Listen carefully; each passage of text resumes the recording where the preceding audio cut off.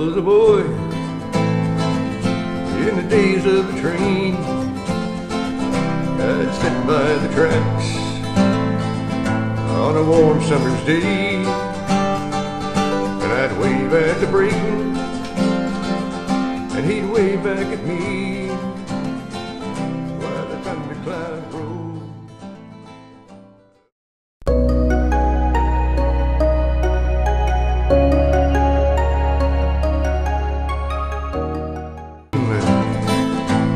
Railroads are gone, trucks they are rotten, and the track shot to hell, along with my dreams and the old railroad bell. In my dreams I'd ride the rails to California, working bangers and perms along the way. Oh, we hop the ride to hide across the border, with a black-eyed girl beside me always. Now the mountains are silent, and the railroads are gone. I've been asked, what is the mystique about a railroad and all that, and all these tracks and this spike? These rocks came from Packlet, South Carolina, down there in a quarry that used to be known as Campbell limestone pits. We had everything going for us up here in the upstate, and that's why in 1859, girl, we were able to get us a train right here into Spartanburg. Now, of course, we didn't get to be known as Hub City overnight. You can appreciate that. But it was a big day. Why, the day that they came to town, it was in November of 1859. And there were 15,000 people who came here from a barbecue. Why, they came from far away as Tennessee, North Carolina. Because you see, over there, they had heard that we were getting a train to Spartanburg.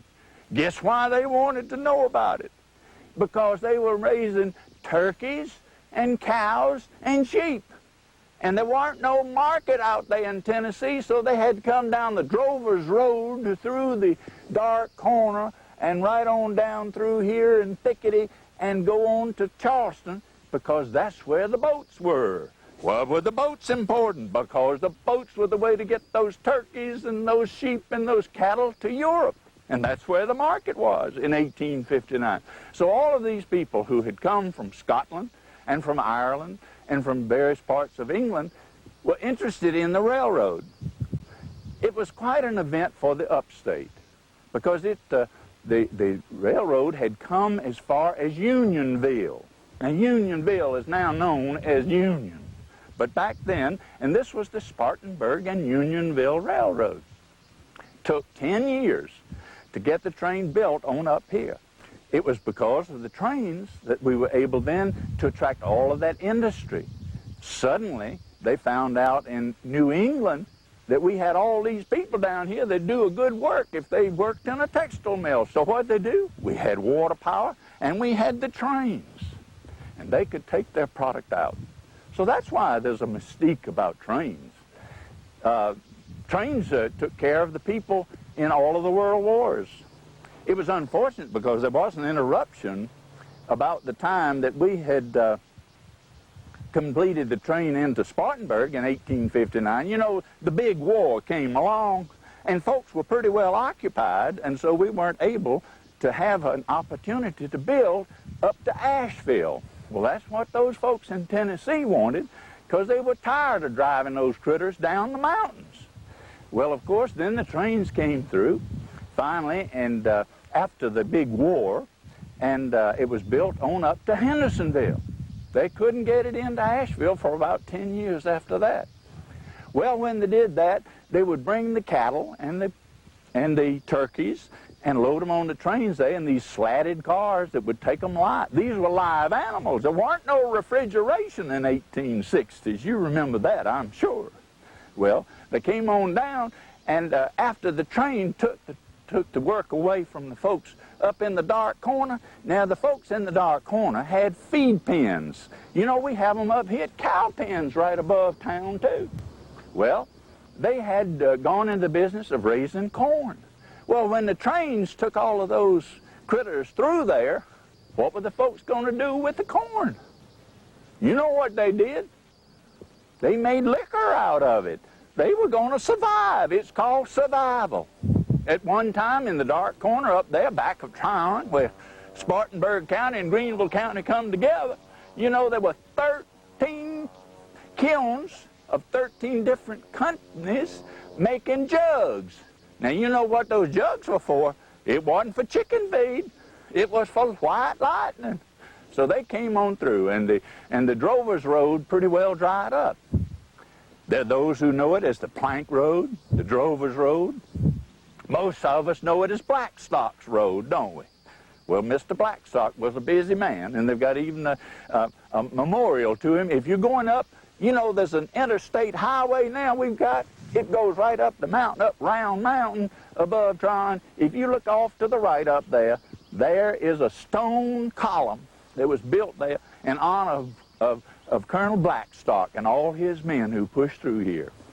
Well, I just thought you'd like to know a little bit about what happened when the railroads came to town.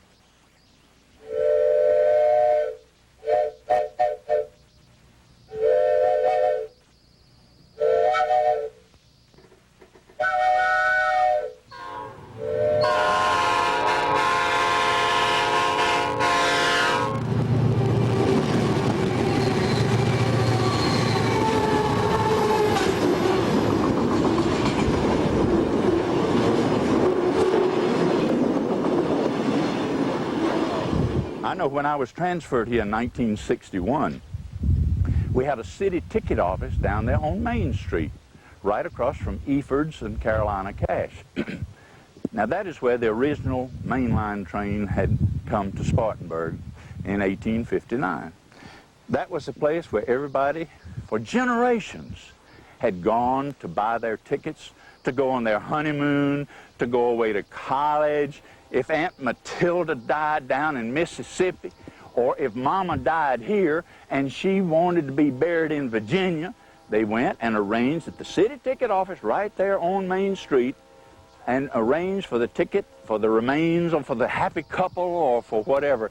And all the trips were made. The senior trips were made. A lot of the folks who are listening to us now, I'm sure, went on trips to Washington, D.C. on the train.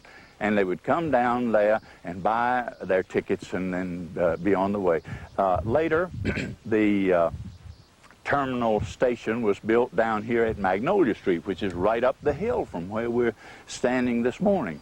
And that was all of the trains for all of the passengers that went to or from Spartanburg used the facility up there. There are tracks on the backside here, which are used for the various ones. At one time, right up above us here, there were 22 passenger trains per day here in Spartanburg. 22, just imagine that. At one time, there were 5 different loading platforms, covered platforms, like Big City here in Spartanburg. This was the hub of Hub City.